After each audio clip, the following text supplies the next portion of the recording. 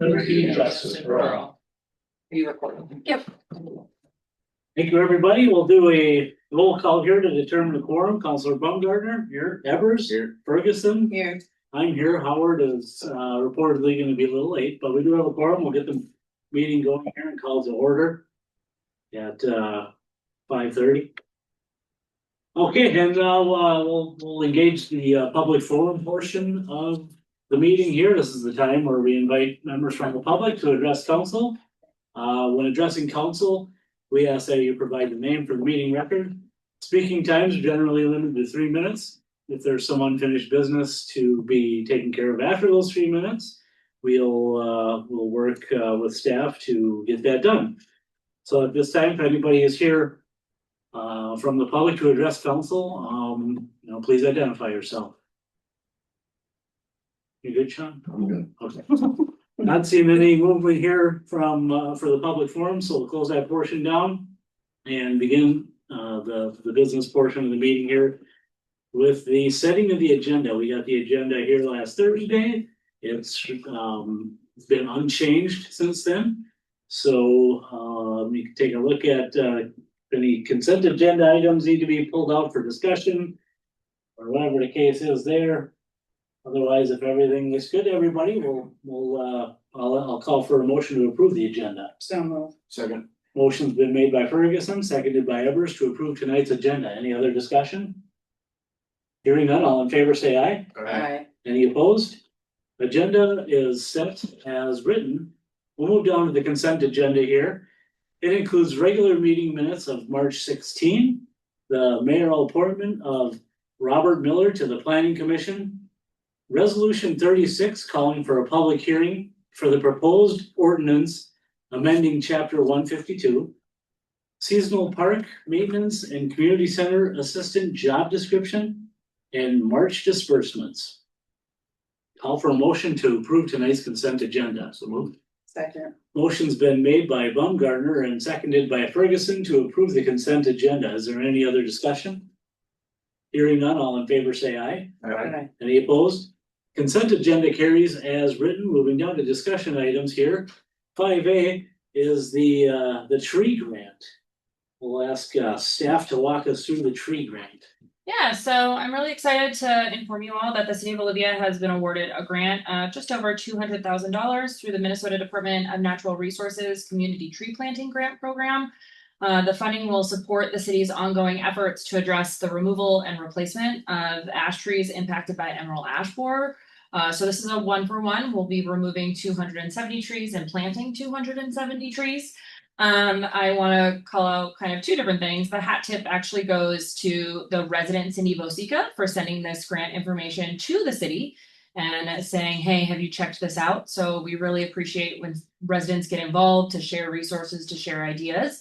As well as Public Works team has really been instrumental in helping us obtain the information needed for the grant application, the review of the grant application. There are some back and forth with the Minnesota DNR just about some supplemental information, and they're of course going to be the ones who are doing the bulk efforts for this. But we're really excited to receive this grant. It's going to be impacting a lot of the trees in the shelter belts. A lot of those were ash trees, as well as some trees in the parks as well. So very, very excited to be the recipient. Can you help walk us through the process here on how the trees are going to be replaced and maybe some timing aspects to it? Yes. So we'll be removing the trees this spring that are impacted, and then we'll be stump grinding as well. Then the trees will be planted. We want to get as many trees in the ground that we can before June, because July and August is just really hard for trees. Then we'll return to planting some in the fall, and anything we don't get done will come back next spring to wrap it up, because we do have to expend the funds by the end of next June. Wow, so this is very fast moving. It's a pretty fast moving process. But we're also working, we've also purchased some saplings, so we'll be actually doing a sapling program for residents where they can pick up trees as well for their own yards. So we know that, we know emerald ash borer has really taken an impact on here, but we are doing what we can to help get the trees back in our community. Okay. Were there any other restrictions in there that we need to be careful of, or was it just the timing? No, it just the timing is the major restriction. When we did go through what trees we were replacing, we were not able to replace any maple trees because there's a certain amount of percentages of trees that the DNR wants for different communities. Again, diversification, so you don't plant hundreds of one tree and they all get wiped out by one bug. We have hit the threshold for maple trees, so we strayed away from those and we're adding a good healthy mix of trees to that 270 number. So is this just for trees that are on city-owned property, or is this for trees all across the?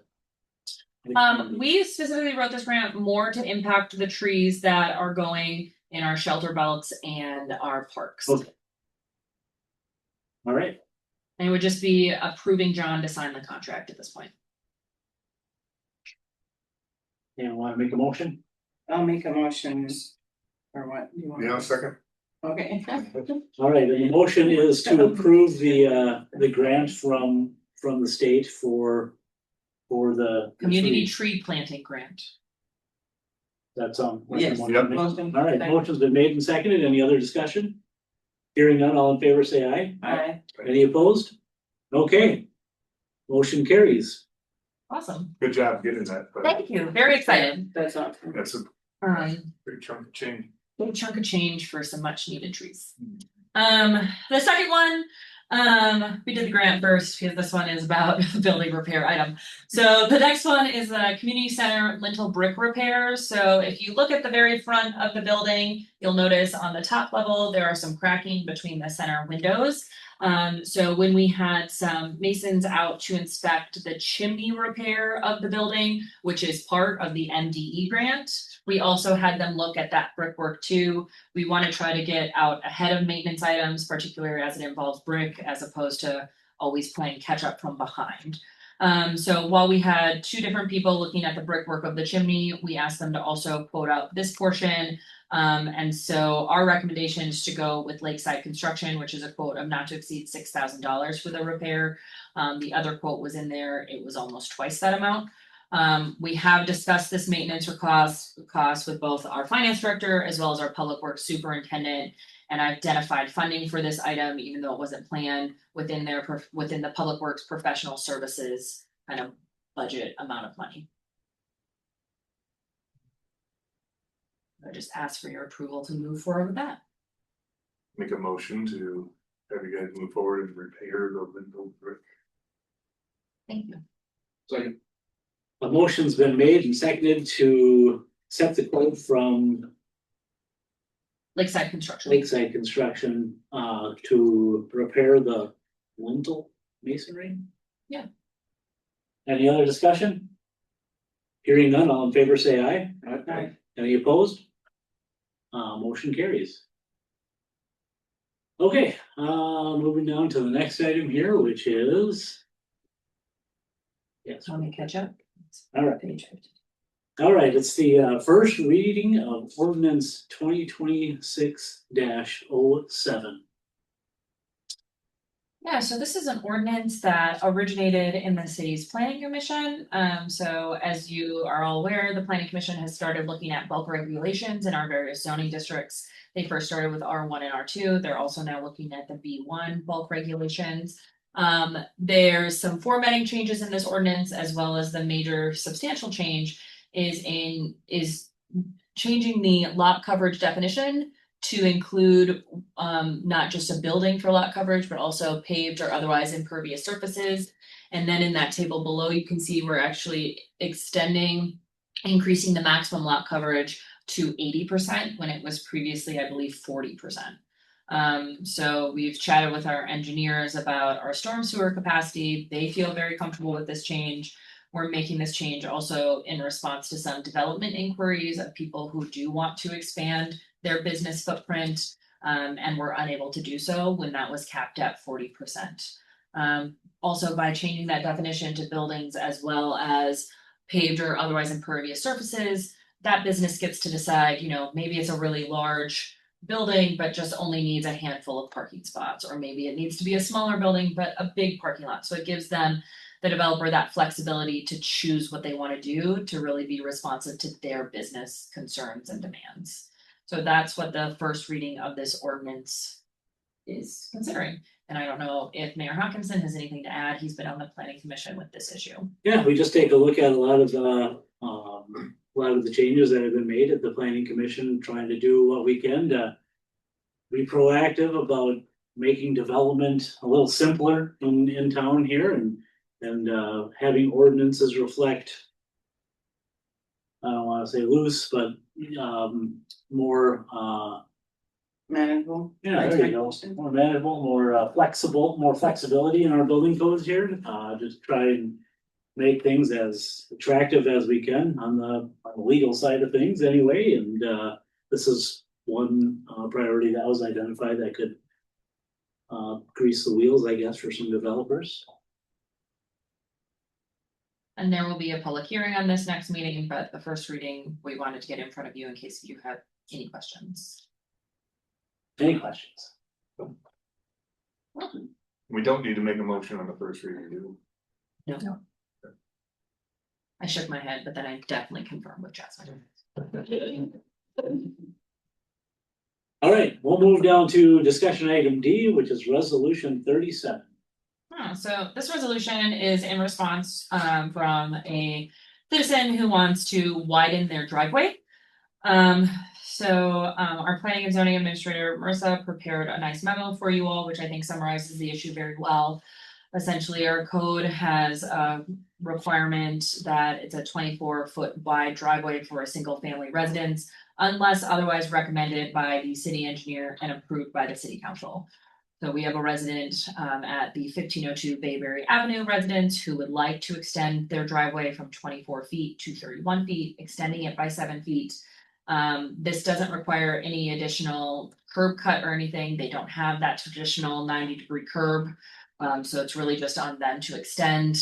The city engineer reviewed it and has no concerns related to traffic safety, damage, or snow removal. And here you can see a site plan in the packet as well that they want to extend.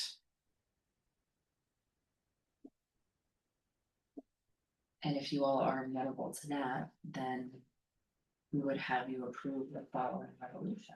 Just to make sure I understand correctly, like it's set up for us to do this, that we're not Correct. changing something's. Correct. It's set up in code here, so 152.0501F.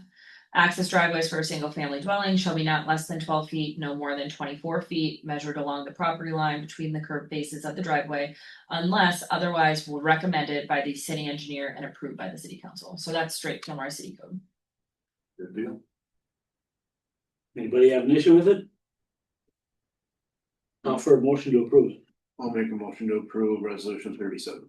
I'll second it. Motion has been made and seconded to approve resolution 37. Any other discussion?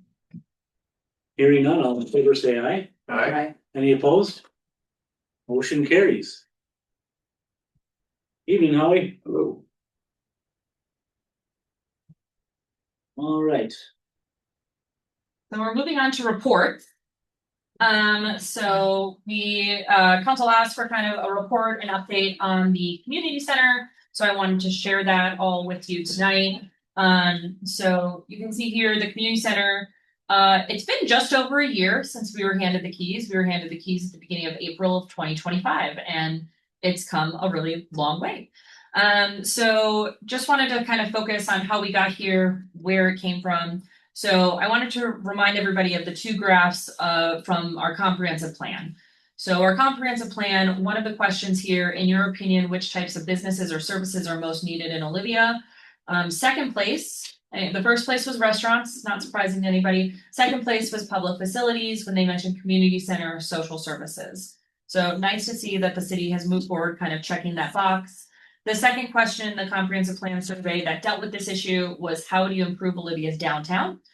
What type of building, businesses, or activities are needed downtown? You have again, restaurants, retail, shopping, but then again, adding public facilities, community center, recreation. So kind of two birds, one stone there is that our armory, our community center is indeed in downtown Olivia. It's part of our Main Street district quarter, which is great.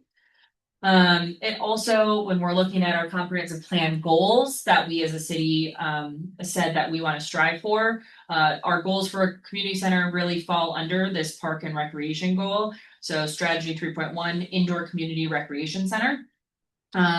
Offering, strategy 3.2, other indoor and outdoor activities and areas. So this is certainly checking that box of indoor activities and areas. And then just in general, every 2 years, conduct a detailed assessment and review of our existing facilities and develop updates and improvements as needed. So all that to say, I think we have a really strong institutional framework in the community center and how we've prioritized this as a city. We received the keys in early April. We immediately continued the relationship with Just for Kicks organization that had rental space there. So we didn't miss a beat with them as a renter. They continued operating flawlessly throughout the season. And then we had a new contract with them going into their next season of 2025, 2026. We've also obviously acquired the motor vehicle storage building out of this process, and we have utilized that for our utilities that was greatly needed. So going back to summer 2025, the community center was open from 8 to noon, Monday through Friday, staffed primarily by our city hall intern and some summer seasonal workers. You can see August, we steadily gained in popularity as people figured out where we were. They purchased 81 day passes. They used the punch cards, 11 uses. Most college age group, 6 to 18 years old. Total visitors, we had 94, 15 were returning. Average length of stay, just over 2 hours, and the most common amenity was the gymnasium. In 2025, you can see what our event rentals looked like. Sports is, of course, all the different times. Dance was in there, basketball was in there. We had Bold Wrestling Clinic take place. Different private events were birthday parties, family reunions, and those types of events. The other events have included like community presentations. We had the circus in July. Didn't really know how to classify the circus. We had the bus tour from our folks at the Soil and Water Conservation District used it. Parents' night out. A land auction was held. An Eagle Scout ceremony. In general, since we've had the community center open, which was open kind of at the tail end of December, we've had 823 visitors.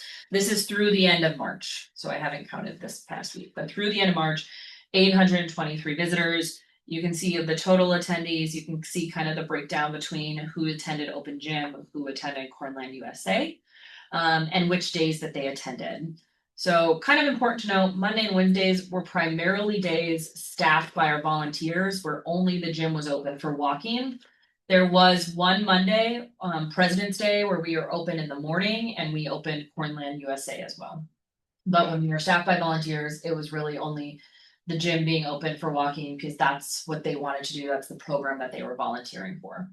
The city has staff in the building Thursday, Friday, Saturday, and Sunday. So those are the days right now that we've been operating out of. Some Fridays we've been doing mornings as opposed to afternoons. We try to tweak the schedule depending upon when Bold School is closed, because we find that we get a lot more people in the mornings when Bold School is closed and people are looking for something to do. Here you can see kind of where the monthly attendance started and came out. Again, we were open very little in December, particularly Cornland. We had a volunteer opening Cornland in December for us. And then January, half of January, February, March is where we really had our efforts for staffing and for opening. Not surprising to see a little bit of drop off in March as the weather gets nicer. People are going to spend more time outside and less time inside. Can't express what a boon Cornland USA has been to the community center. So obviously there was a grand opening in December 2024. A huge effort for the local nonprofit pages of our community foundations, as well as local daycare providers, Lori Lubitz and Carol Rothmeyer, who really kind of did the brainchild behind the scenes on all of this. Since opening in late 2025, we've had 167 visits with a total of 554 attendees. So people, that's over half of our attendees are going to Cornland USA. People spend an average of 90 minutes at Cornland USA. They spend an average of 60 minutes when they're there for Open Gym. And about 22 annual family memberships have been purchased for Cornland USA. In 2026, we're only into the first quarter, but this is kind of where we're at with event rentals. Again, mainly private events and sports rentals have happened. We have some other events coming up in April.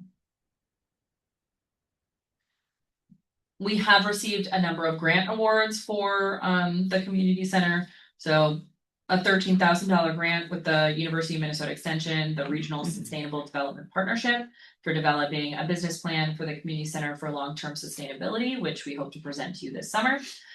We received a $500 grant from the Minnesota River Area Agency on Aging for senior programming, and that's where this photo is from. It's from our Tech Together event, where we had seniors come in and work with the Bold Reach program for tech help.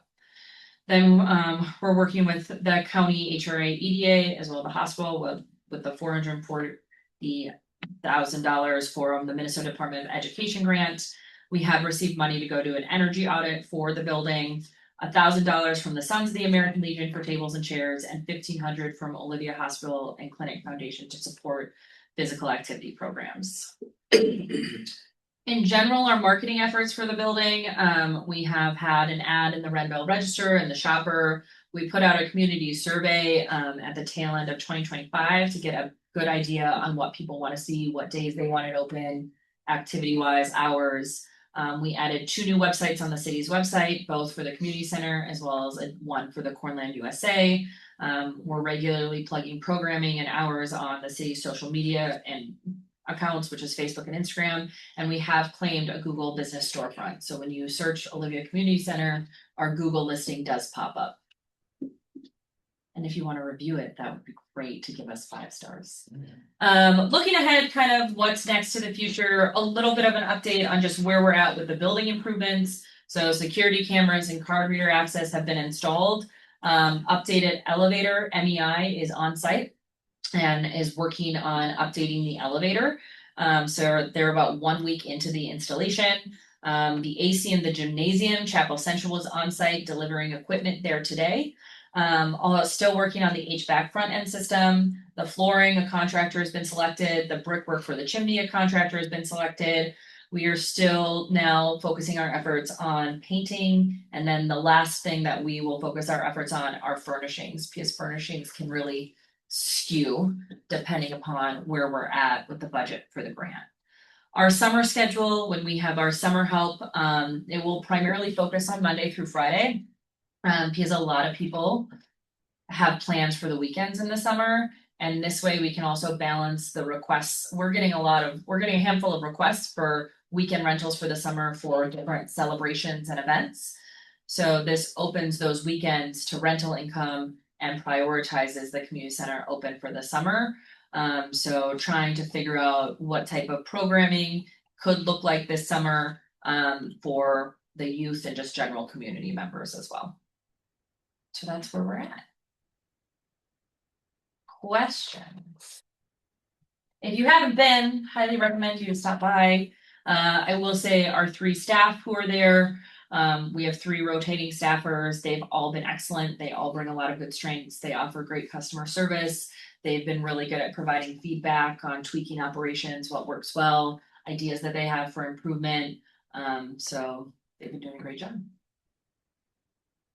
I like the data. It's interesting to see you're tracking how much time people are spending and that's useful. So I want to just encourage the collection of more data as we come. This would be so useful for them finding, when is it appropriate to staff, when is it appropriate not to, that sort of stuff.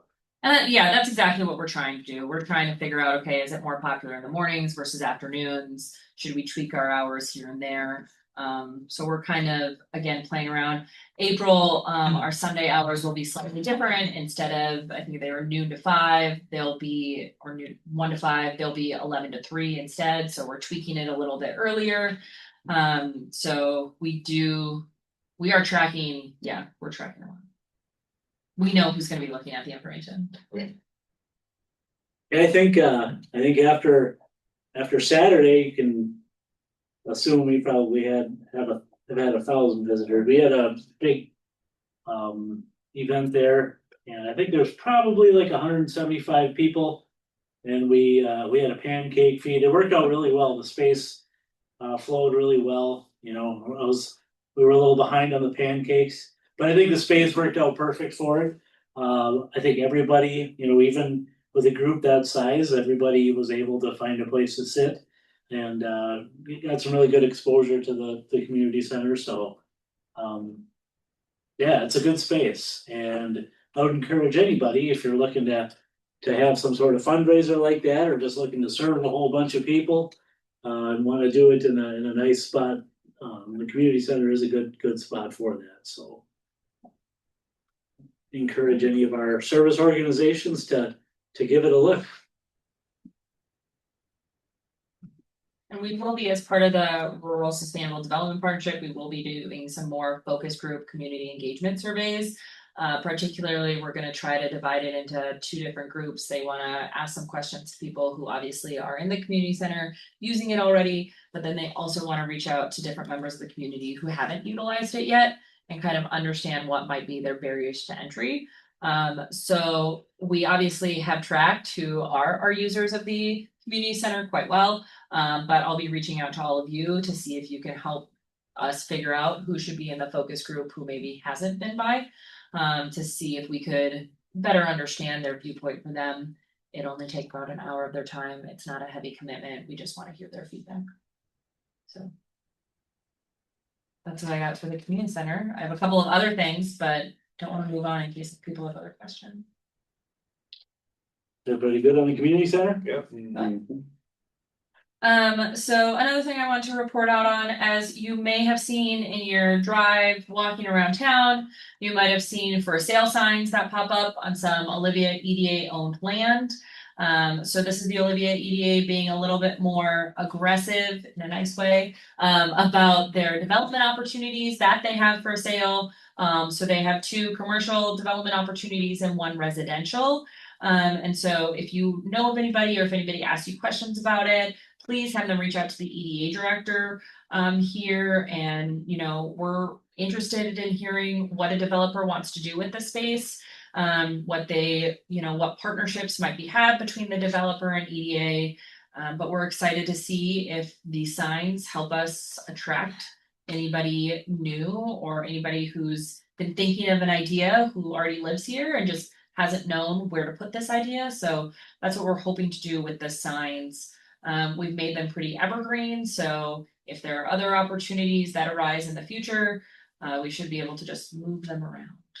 I will say, for the EDA, if you are kicking around the idea, or you know anybody kicking around the idea of making any sort of investment in a space, you need some land or something, I would say that this EDA group that we have right now seems to be the most motivated to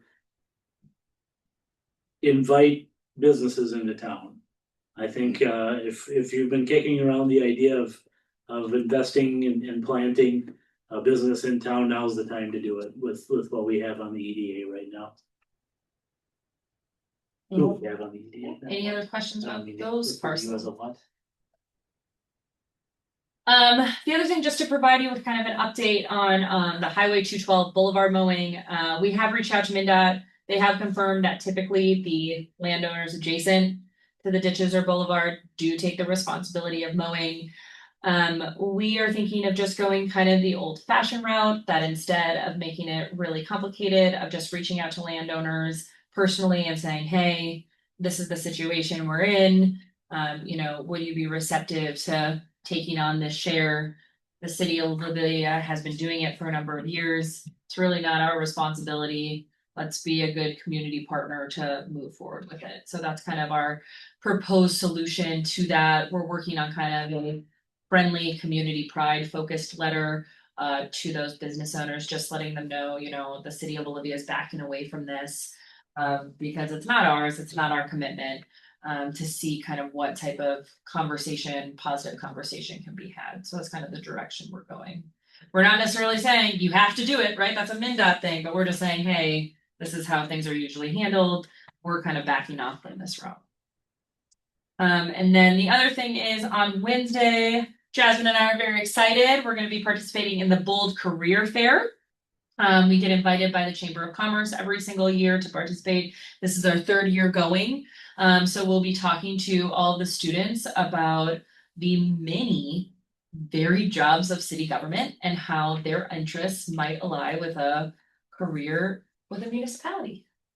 So we're excited about it. Last year we did an activity called Mayor for a Minute, where we got to propose to them different community hurdles, if you will, and then we got to say, okay, if you were mayor, how do you think you'd survive this one or solve this one? And it was fun to see what people came up with. So just a great way to engage our high school students. So we're very grateful for the chamber to putting it on, and we always look forward to attending. And that's what I got from staff report, unless the staff here want to say anything. Oh, City Cleanup Day has been established. It will be the last weekend in May, so we are bringing back the annual City Cleanup Day. Deal.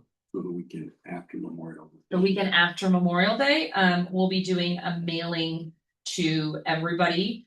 Jasmine's been working on the mailing, but it's the Friday, May 29th and 30th. And I will also announce that the water for the water main that broke on 7th Street South, the water was turned off at 5:13 and it was already back on at 5:35. Okay. So what we advertised to be a possible 4 to 6 hour outage was actually less than 30 minutes. So very excited. We have a great team there. I need to get a different number. Okay. The number that I called in on. Yeah. Got me into, I don't know where it ended up, but I talked to Chad. Call me. Okay. Use my number. That's what I'm here for.